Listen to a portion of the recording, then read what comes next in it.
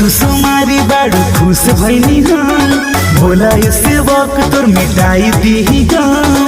Tension न लो भक्त, सब मनोकामना पूर्ण होगा। भूखल कुसुमारी बाड़ू खुश भैनी हम भोला ऐसे वक्त तोर मिटाई दी गम। ओम नमः शिवाय कह दूर कर दी दुख हम तो है बाबा एगो उपकार को देना, सुने भोले बाबा एगो हमारो बहार दे देना। खेसारी जैसा दुल्हा हमार पैसा वाला होके रहे बंगला गाड़ी कार दे देना। खेसारी जैसा दुल्हा हमार।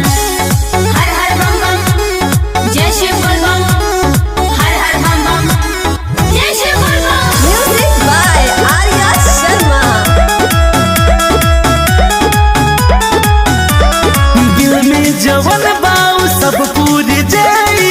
बाटे खुआइस हम शादी रचाई। हमारे यहाँ जो आता है वो खाली हाथ नहीं जाता है। दिल में जवन बाऊ सब पूर जाई। बाटे खुआइस हम शादी रचाई। जा जा पूर जाई श्रद्धा तोहार।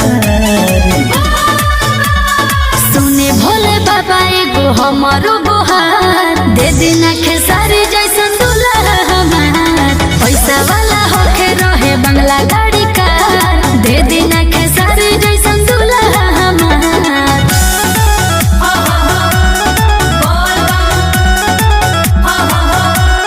जय